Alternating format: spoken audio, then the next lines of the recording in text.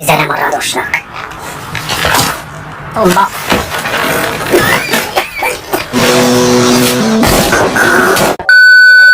Halo teman-teman, kali ini kita akan membahas sebuah film yang berjudul Kill on Wheels. Bercerita tentang seorang pembunuh bayaran.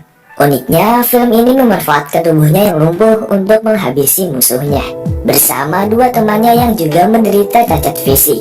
Jadi daripada lebih lama, yuk kita mulai ceritanya, Mak. Film diawali dengan seorang pria lumpuh bernama Ropazov. Dia adalah pembunuh bayaran terhebat pada masanya.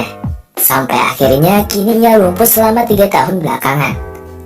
Kemudian pria ini bernama Zoli. Bisa dibilang dialah pemeran utama di sini. Dan teman yang selalu membantunya bernama Adam. Mereka sama-sama cacat dan sekarang mereka tinggal di asrama. Zoli juga sering membuat sebuah komik yang mengisi waktu luangnya.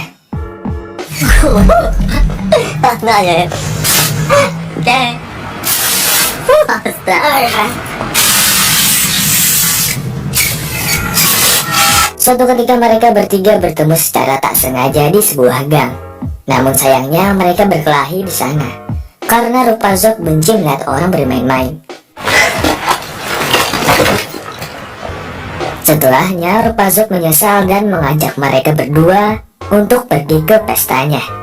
Di situ juga Ropazov mengajak mereka untuk membantunya menjalankan misi membunuh orang-orang jika mereka berdua ingin berpesta lagi dan mendapatkan uang.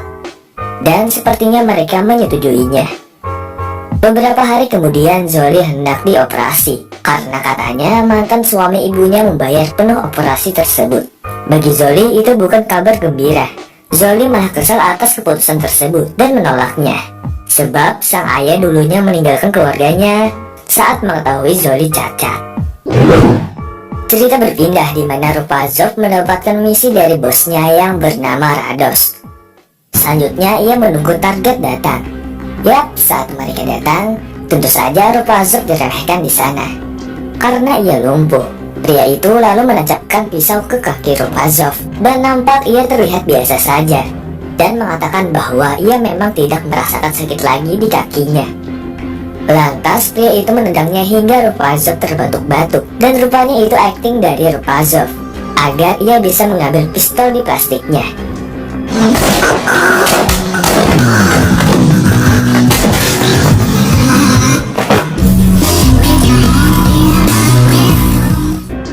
Jadi pada akhirnya mereka lah yang terbantai. Kemudian datanglah ambulan dan ia dirawat oleh seorang suster yang merupakan wanita yang dicintainya. Rupanya Ropazov mengajaknya untuk nonton bioskop bersama. Namun ia menolaknya karena katanya ia telah bertunangan. Hal itu tentu saja membuat Ropazov sakit hati.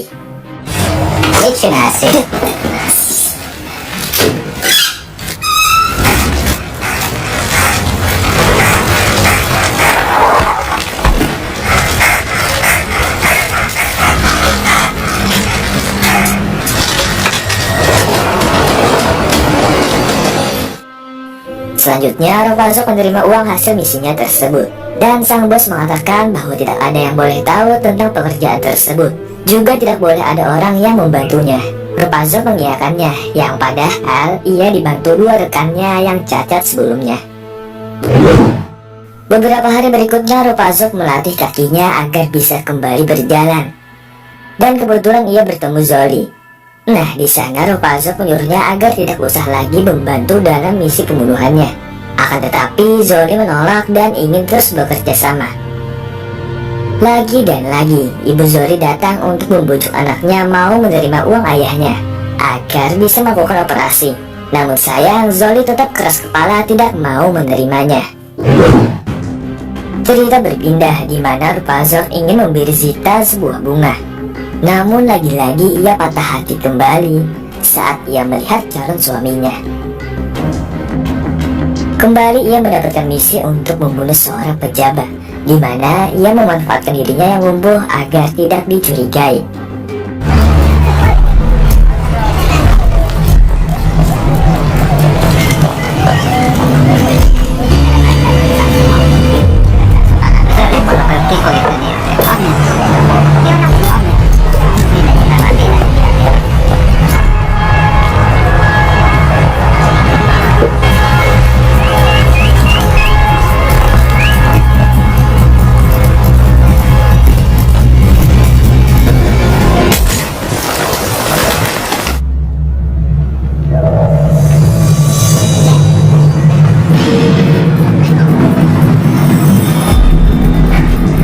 akhirnya mereka berhasil menjalankan misinya.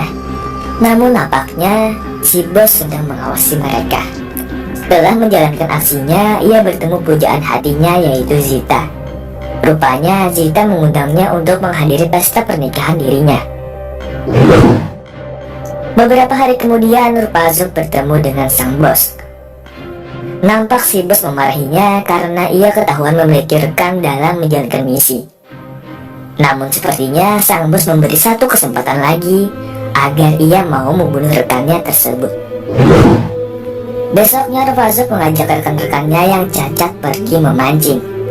Walaupun beberapa masalah terjadi, namun pada akhirnya mereka sampai di muara sungai. Hingga ada mendapati ikan yang memakan umpannya.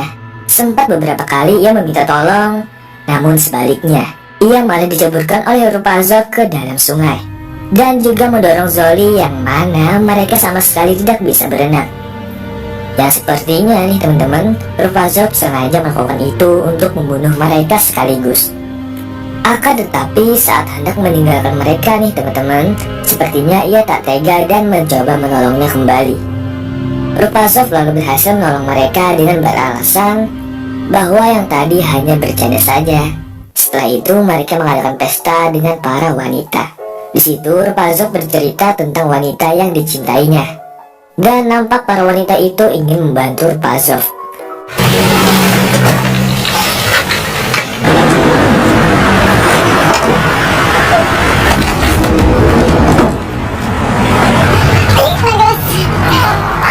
Kemudian besok harinya, Rupazov ingin bertemu Zita dengan berlagak sudah tidak lumpuh lagi, sambil bersandar di depan taksi.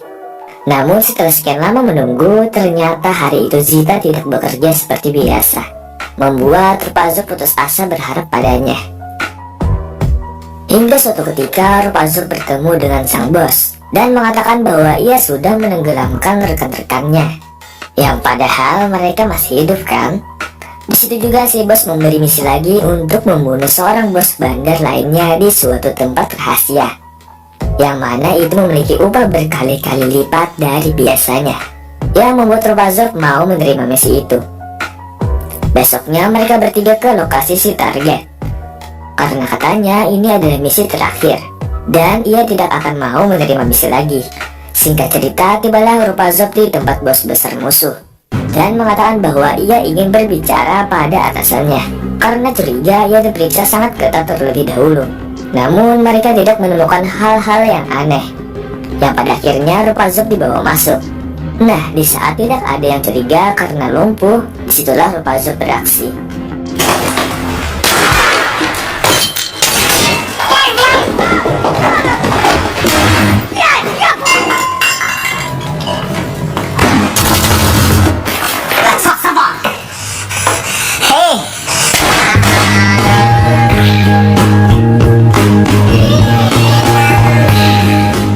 Alhasil Rupazov berhasil mengalahkan semua orang yang ada di situ dan bergegas kabur dari sana.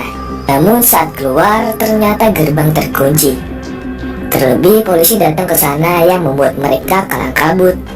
Nah, lalu Zoli disuruh untuk menahan polisi itu terlebih dahulu. Beruntung mereka selamat dan berhasil menjalankan misi. Kemudian setelah kejadian itu, Rupazov menagih upah dari misinya kepada sang bos. Namun aneh, si bos itu membawanya ke tempat tersembunyi yang rupanya si bos tahu selama ini rekan-rekannya masih hidup, dan Rupazov dipaksa menggantungkan dirinya.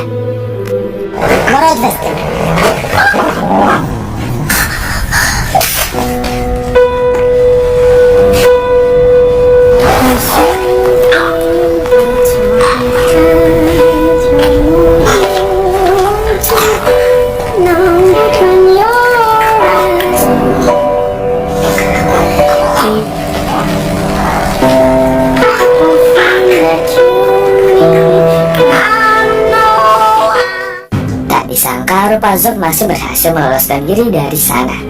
Sepulangnya ia memanggil rekannya untuk berencana pembalasan dendam. Akan tetapi sebelum melakukan itu, Rupazov ingin menghadiri pesta pernikahan Zita terlebih dahulu sebagai salam perpisahan.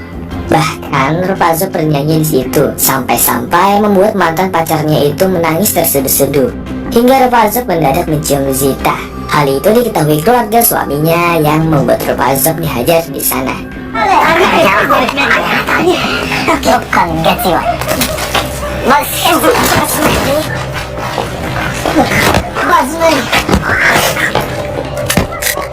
Namun di situ Zoli datang dengan mengancamnya dengan pistol, lalu membawanya pulang. Singkat cerita, setelah beberapa hari mengintai rumah si bos, Zoli dan Rupazov muncul di rumah tersebut dan mengatakan bahwa ia hanya ingin upah sebelumnya. Akan tetapi si bos mengancam jika ia bergerak sedikit saja, maka para anjing miliknya akan menyerang mereka. Tak disangka Rupazov tetap bergerak dan mengambil pistolnya untuk menembak gas pemadam di sana, yang membuat para anjing itu ketakutan dan berlarian keluar. Tak ada pilihan lain, sang bos menyerang Rupazov dengan sebilah pisau. Akibatnya Rupazov mendapatkan beberapa tusukan, dan anehnya Zoli tidak menembaknya, hingga Rupazov mati terlebih dahulu. Setelah berhasil membuat mereka mati, Zoli lalu mengambil uang di sana agar ia bisa membayar operasinya. Sampai pada akhirnya saya tahu fakta di akhir film ini, bahwa Rupazov yang kita bicarakan adalah sosok khayalan dari Zoli yang menggambarkan sosok ayahnya di sana, karena sama sekali ia tidak pernah bertemu ayahnya dan hanya memiliki satu foto sang ayah. Terlihat di sini ia memberikan komik itu kepada ayahnya. Juga komik tersebut akan diterbitkan oleh Zoli, dan film pun selesai. Tolong bantu like video ini ya teman-teman. Terima kasih dan bye. Once again.